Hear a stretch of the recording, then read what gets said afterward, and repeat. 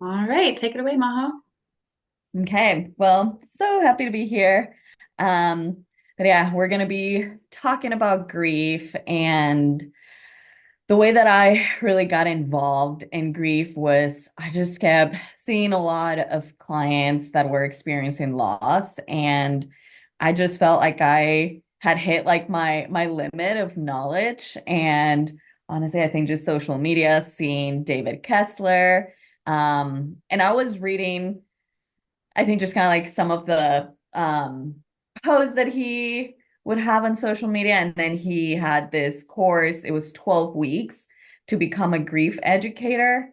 So I decided to just jump in and learn more from him, just him being a grief expert. And it was really good. I think it just opened my eyes to just a different way of kind of navigating grief.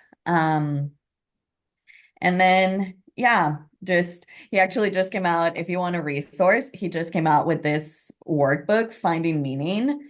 And it's very similar to what we did in the course. And it's like he talks about the sixth stage of grief. So that has been really helpful for me and for my clients. Um, but yeah, so for today, figure we would do a couple questions. And let's just start kind of like with the first question that a lot of times my clients ask me like, how long is this going to last? Um, and I remember actually it was one of the first classes we took with David. He said, well, when are you going to stop loving? So it Mm, was just like you grieve because you love. So grief has no set timeline and is going to vary from person to person, is going to vary depending on kind of like the nature of the loss, the client's personality, cultural influences, even the support that the client has. So when I get asked this question, it's just like, well, when are you going to stop loving? And that usually just even gives them like a sense of like, so this is okay for me to feel this way. Another way that I answer that question, and I usually draw it, but just for the purpose of today, it's kind of like there's two circles, and let's say this is the grief and this is your life. So at mm, the beginning, like grief is pretty much all you can see, right? And it's just like it's so it feels big. But then what happens throughout time is just like we start to like integrate in our day to day, right? And we build this capacity to just like continue to live our lives. But the grief doesn't necessarily go away. What grows is just our capacity to engage in our day to day. mm. Again, that just feels also very validating us to like, oh, so like the grief is not gonna go away. Like I don't have to get rid of this, but it's just like how I engage in my day to day. So that's the way that I like to just answer that question at the beginning, and just really sit in with the grief, sit in with the pain. Mhm. I think that's just kind of like one of the ways that I address that at the beginning. Yeah, that's so good. I love that visual for grief. And I'm hearing you saying that like the grief doesn't totally disappear. And I think sometimes people feel afraid to do grief work because Yeah, they don't want their loved one or whatever the loss was to not mean anything to them anymore. And so being able to hold that grief, but it not be so consuming, yeah, um, is important. Yeah. Hmm. absolutely. And just I think something else that comes to mind is there isn't necessarily like closure in grief, right? There's peace, right? That at the end you can attain, but there's no necessarily like this closure, and you're like, okay, I'm done with it.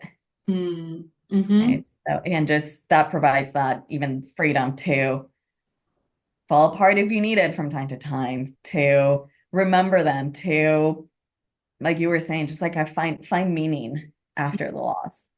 Totally. Yeah. So I'm curious to go in the direction of Lindsay's question, if I'm remembering it right, kind of about trauma versus grief and how the two intersect or how they're different. Does Wow. that feel like a good direction to go? Yeah. Yeah. No, let's go for it. Yeah, so definitely grief can activate old wounds. And I'll I'll give you an example because this actually recently happened in just like with one of my clients, and we had been working with just specifically like attachment wounds and just, that the message of whether it's like not good enough or feeling like, okay, everyone leaves me. Um, and then they lost someone. Mm, And again, we had been working and there was like a lot of progress, but then with the loss, the wound got activated. And it mm, was just like, see, like I wasn't good enough. They left. So one of the things that I see a lot is like growing up, right? Especially with attachment wounds and like the trauma that someone can experience is like the voice of, in a way, kind of like truth, right? That it just continue to say, well, you're not good enough, because that becomes kind of like true for the mm, client. Like that also becomes the voice of wounds. And most likely, if those wounds haven't been fully processed, they will get activated. mm, The difference between kind of like grief and trauma, what I have seen is like grief, you're in the moment, and it's like when you are feeling like that deep sadness and heaviness is based on what happened. And then the voice of the wounds or trauma is more reactive. mm, mhm, Um, and so that's kind of like the main difference that I have seen. Um, Yeah. Do you have any? Okay. I'm gonna pause there just to see like are there any questions just based on like what I've said so far? Or are we good and we keep going? Yeah, just real briefly. I love what you just said about the like activation of the womb versus like feeling more present in that deep sadness. Do you have any similar thoughts on like when you think about depression with grief and like teasing those apart at all? Yeah. So I think very similar. Naturally with grief, there will be that deep sadness, right? Is just even part of that stage, right? Is just to like expand like depression and sadness. So it is something that is more present. Okay, what is happening? Is it actually matching the current situation? Of course, there will be it's difficult to engage, right? Whenever you're feeling depressed, like it is difficult to engage in your day to day. You have a hard time even like getting out of bed. So I think it can be like you can navigate it in like a very similar way as depression, right? It's just like, hey, even when you don't feel like doing things, right? Like it's a matter of like we just have to do it. And even like the small steps. But then the depression, I think it's you can see it even in like their bodies and not even like being present, kind of like not even acknowledging that there is grief. Feel like that's something that I have seen when there's even like the avoidance or denial of like, okay, this is why I'm feeling depressed, but it's just more like I don't know what's happening and I'm just feeling this way. Um, I think that's the main difference that I have seen between grief and depression. Yeah. mm. That's a great way of putting it. Love that. Yeah. Hmm. I'm trying to remember. Oh yeah, Erin was asking specifically about like Yeah. grief and almost like grief and the intermix with anxiety of, right, a client maybe had a miscarriage and now they're pregnant again. How do you navigate how grief shows up in Yeah. that? Absolutely. So I think I think it's two different, I think, ways to navigating that. If it's like, okay, grief around miscarriage, but the client is not pregnant yet, then I think that's very different as to like, okay, there's grief, miscarriage, and client currently pregnant. Two Mm, different ways of navigating. Let's answer it because it was more like toward the anxiety, I think. mhm, So let's say specifically miscarriage and already pregnant.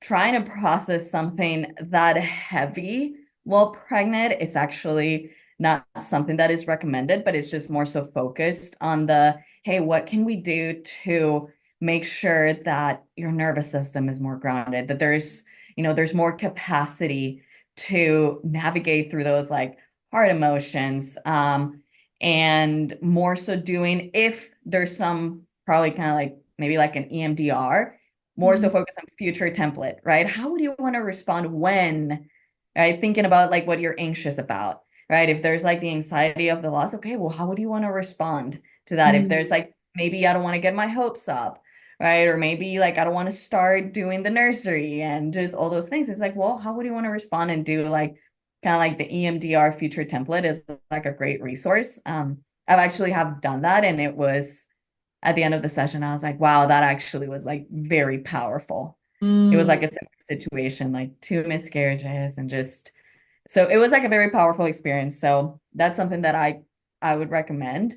mhm, But more so focused if it's the anxiety on like what could happen, I would focus more on like navigating that more so processing so much like the grief that came from that first experience, just because baby can feel everything mom is feeling. mhm. That makes Um, sense. yeah. Um, and then I think when it comes to just like specific losses, man, it's so unique. It definitely like depends on the person. And the most important thing is just to first like acknowledge the loss, right? Acknowledge the loss, avoiding like minimizing the loss or rushing to problem solve is so important. So just more so allowing the client to feel seen, to feel heard, um, and allowing them to like share as much or as little as they want without interruptions, without judgment.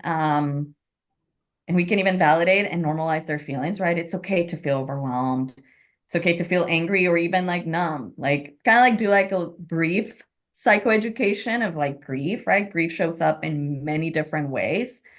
There isn't like, oh, this is what grief is, and you should be feeling in a certain way, but grief is so messy. And so Mm, even just normalizing that, open-ended questions. I just tell me more about the relationship with the person they lost, or what has this loss been like for you?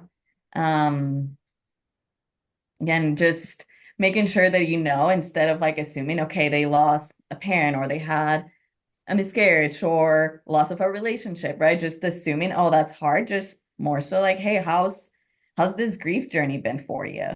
mm, mhm. Um, Yeah, that's yeah. helpful because I think sometimes when someone is coming in with grief, like you can almost feel it, how big it is.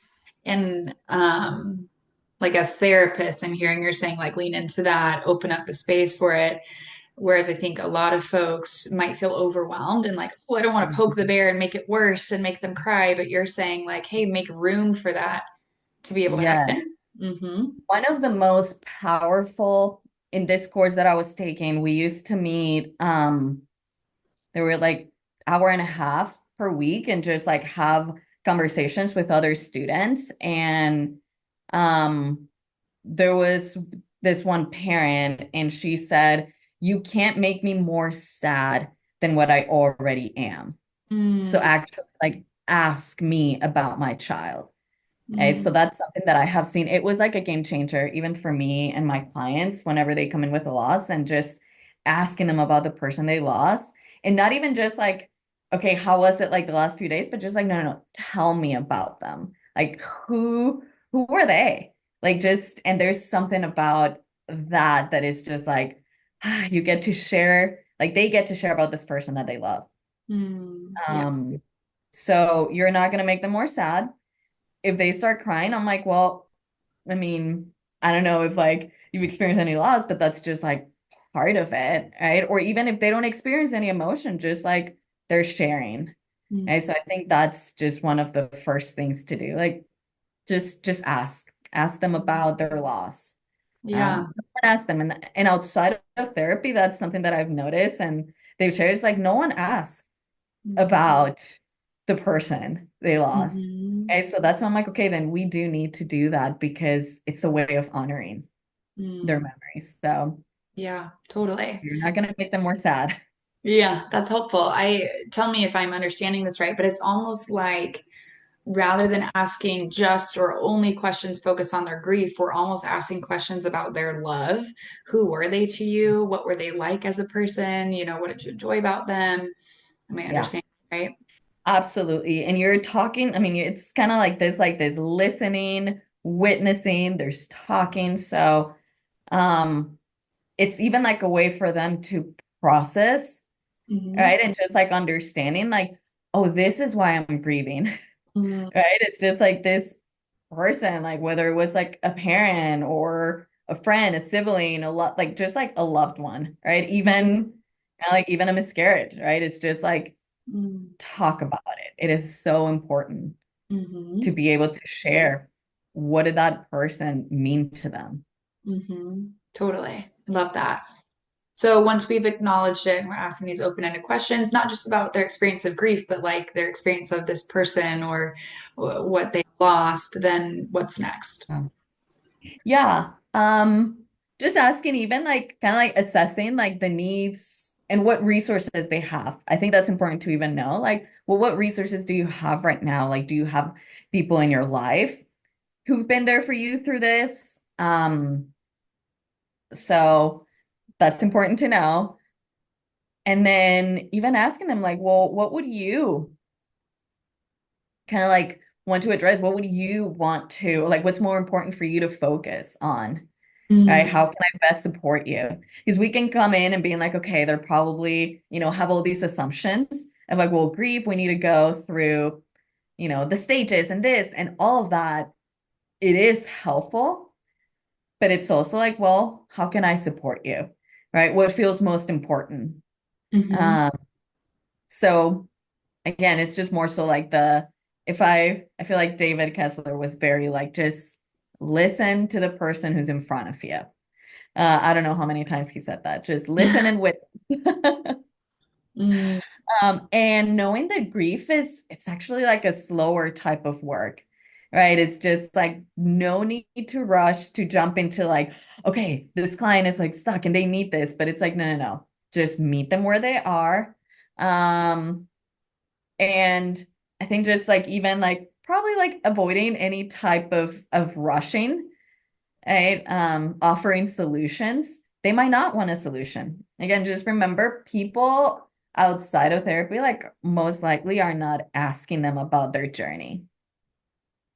Um, so that's why it's so important and it's critical at the beginning to just, okay, let's listen to figure out, okay, what is it that they actually need?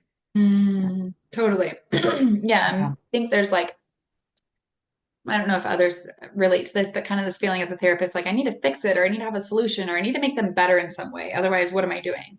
And what I'm Yeah. hearing you say is that actually being with them in their grief and allowing that to expand and witnessing without necessarily solving or fixing anything is the work of helping them through it. Yes. Yeah. It Mhm. is. And at the beginning, again, there's going to be time, right, to go through like okay, now what do we do after this, right? What are some of the resources and things that you can do? But at the beginning, it is so critical to just listen. Um, and a lot of times, especially I think with grief, maybe the answer might be like, I don't know what to talk about, right? It's just like it's very normal. It's like I'm just here. So one of the things that I remember David saying is like, well, if you did know what you want to talk about, like what do you think you would like to talk about? And it might be that the client goes into like, well, guilt or sadness. And then you just go based on like what they're saying. Mm-hmm. Yeah, that's interesting. It's kind of like a continual passing back to the client to kind of see where are they at, even Hmm. in the moments where they would rather the therapist actually take it in a direction. Yeah. Yeah. Okay. Yeah. Again, that's mostly like what they experience with probably friends, family members, right? Because grief is uncomfortable. Um, People don't really know what to say. So they're just like, well, let's get you out of there. Let's do things. So there's not that much time to just sit with the pain, sit with the emotions, just sit with that discomfort. So I Mm, think therapy is a great place to just be like, oh, okay, if we need to sit with this, let's just sit with it. mhm. Totally. Yeah, Yeah. that's great. I'm full of questions. I love this topic, but others on the call, if you want to unmute and ask questions, feel free to jump in at any point. I'm curious, like, how do you know and how do you handle a client who would say or appears to be stuck in grief? Ah, yes. I first would ask the question like, okay, is it that you're stuck or is it that you're judging your grief? Mm, Because a lot of times there could be this assumption that, well, it's been 6 months, it's been a year, I should be in a different place. I'm like, well, that sounds a lot like you're judging your experience, like you're judging where you currently are. So I think it's important to be like, are you stuck or are you judging? mm, Um, Now, if there's judgment, right, then you go back to like, okay, let's explore that, right? Where does that assumption come from that it's been a year, it's been year and a half, I think even like 2 years. Um, that's at times even consider like early grief, mm, right? So just to expect to be over it or not feeling the emotions, well, that's not realistic. mm, Right? So stuck or judging. Now, there are, I think, some indicators when someone is stuck. Um, I think emotionally, it's probably like maybe the grief just remains very raw and overwhelming. I think an example that comes to mind is like maybe there's like a specific place that you used to visit with this person, and when you either just like think about it, not even like going, but think about it, it just feels so overwhelming, and it's been months or years later, then I would be like, okay, then there is something there that this person is like stuck, right? Because it feels very like it's happening right now. mhm, Or on the other end, there might be this chronic numbness or avoidance where there's this constant like suppressing emotions and avoiding talking about the loss. Or there's like an excessive, I'm just going to distract myself, whether that is, excessive work, substance use, but just like a chronic, like a complete removal, right? I'm just not even going to acknowledge that happened. Um, I think guilt, if there's like also kind of like a prolonged guilt or like self-blame, and there's kind of like the language that I would see a lot is, well, what if I would have done this? What if I would have done this? Or I should have been doing this. So if it's like prolonged, then that would be another indicator. Okay, this client might be stuck in their grief. Or maybe just like being stuck in anger that does not resolve. Blaming others, blaming yourself, or even blaming the person that they lost. mm, Um, so I would say just like emotionally, those would be some of the indicators.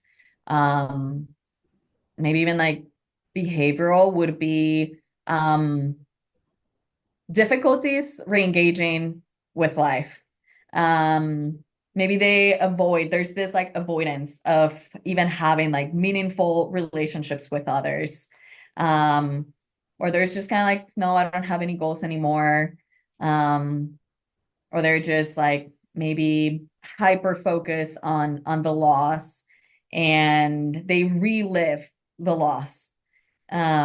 So that would be, in my head, I would be like, okay, has this happened before, right? Because if they're reliving it over and over, then that might be like an old wound, right? Where you just like play the scenarios because that just like creating scenes to revisit what hurt the most. That could be like an old wound.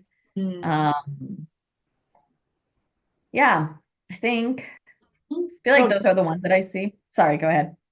Yeah, so I'm hearing that if it's kind of the stuck pattern and it's an old wound, then maybe we would move in some way towards treating that more like from a trauma lens, whether that's through EMDR or another modality. Mhm. Yeah. Absolutely. 'Cause that could help them kind of like unblend from the wound, right? Mm-hmm. To actually have the space to process great grief. But Mm-hmm. if like it's so like enmeshed, I think, with like the wound and the grief, then it's really hard, right? Because the message continues to be like that old, like negative belief, the trauma, the old wound. So yeah, Mm-hmm. doing that is going to be really, really helpful. Okay. Yeah. Yeah. So I'm hearing that a lot of the work is acknowledging the pain, expanding the space to like really tell me, yes, about your grief, but also about your love. And then assessing for is there trauma kind of keeping someone Yeah. stuck or in a pattern of avoidance around it.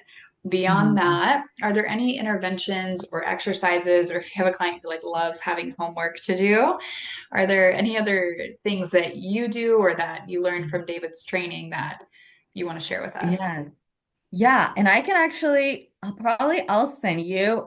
There's a list that I actually give my clients the first or second session, and it's just like practical ways to navigate grief.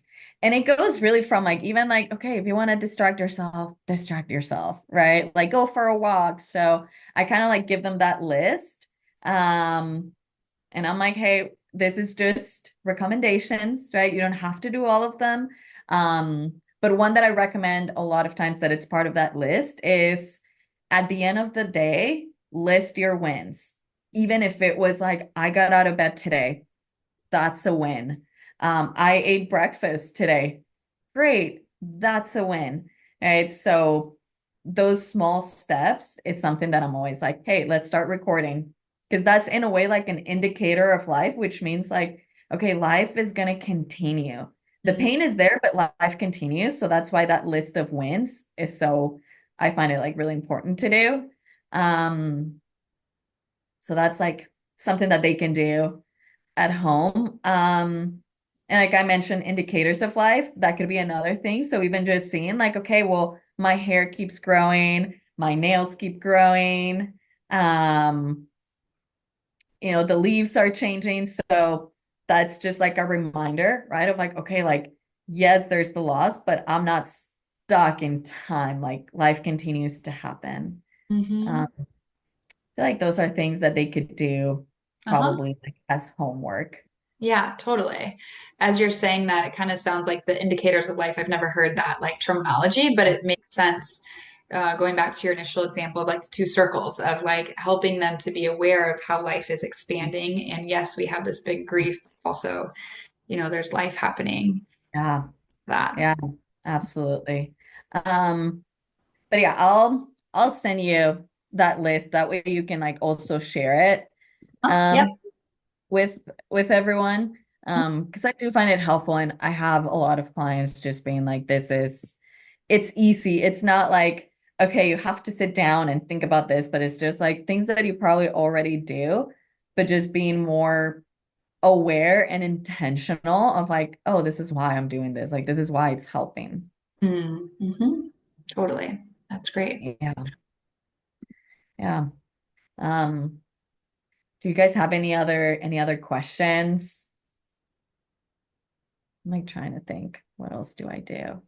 Um, oh, okay. I feel like this is something that um it doesn't have to be at the beginning, but at some point, even just like, well, how do you like remember, right? Just like honor their memory. And I think this is just one of the exercises I think that I like enjoy the most during session because it's so personal and it's so unique.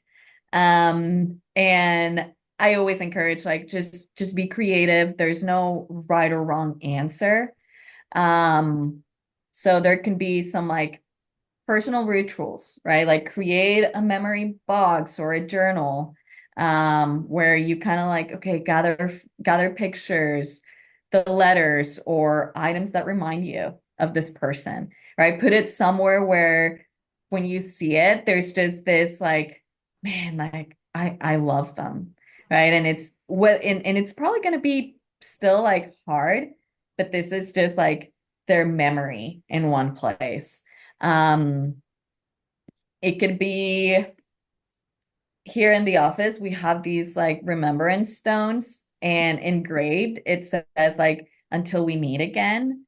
Mm, Um, so that's something that actually a lot of my clients have taken, and they put it in kind of like a memory box too, mhm, with like other items.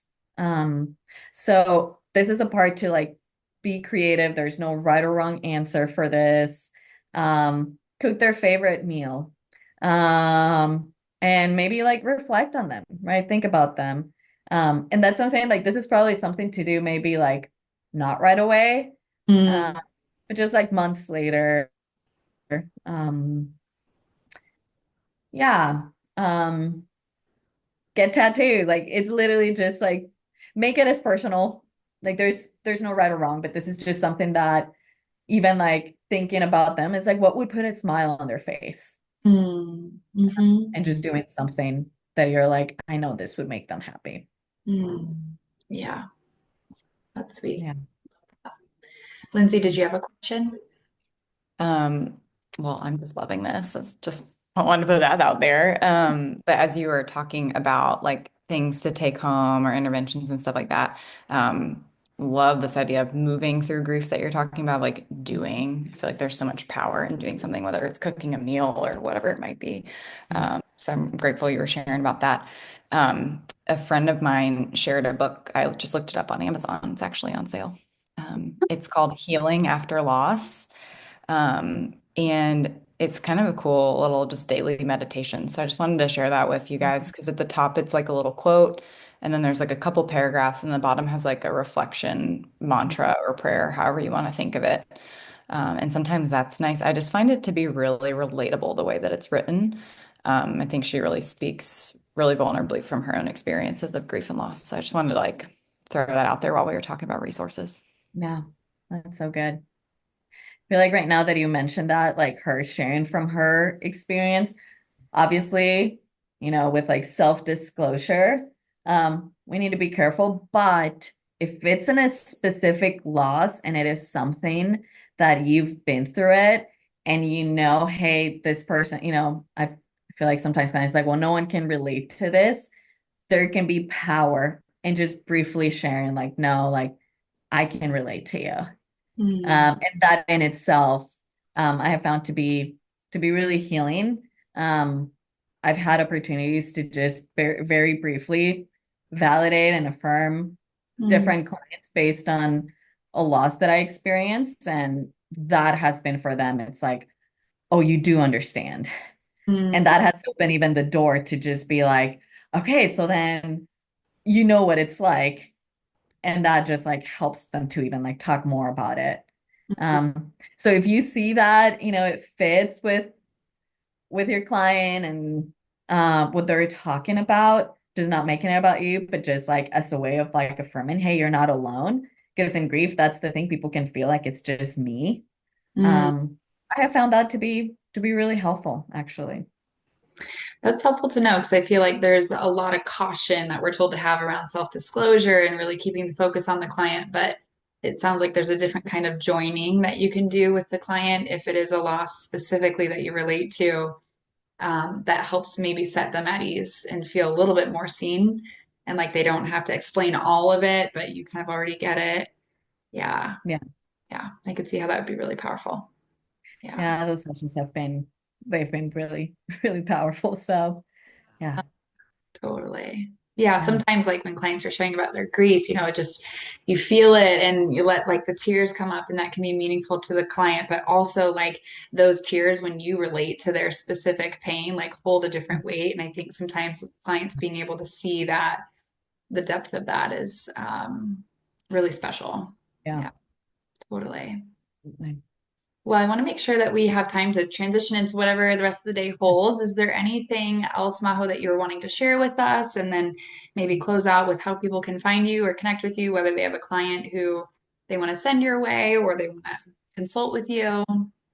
Yeah, I would say just before we go, I think sometimes the thought, right, of like, okay, it's grief. Are we done working with this? Is it complete? Um, it's going to ebb and flow over a lifetime. Right. So I think just even like letting clients know, like it's not necessarily that we're trying to get rid of this or, be done with it, but it's just more so like, hey, there will be times where the grief comes up and it is okay.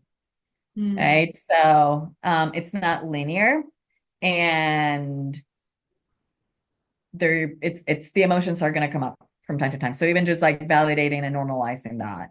mhm, Um, we're not trying to get rid of it. It's just more so kind of like that, finding meaning, integrating back into life, and allowing yourself to feel the emotions when needed.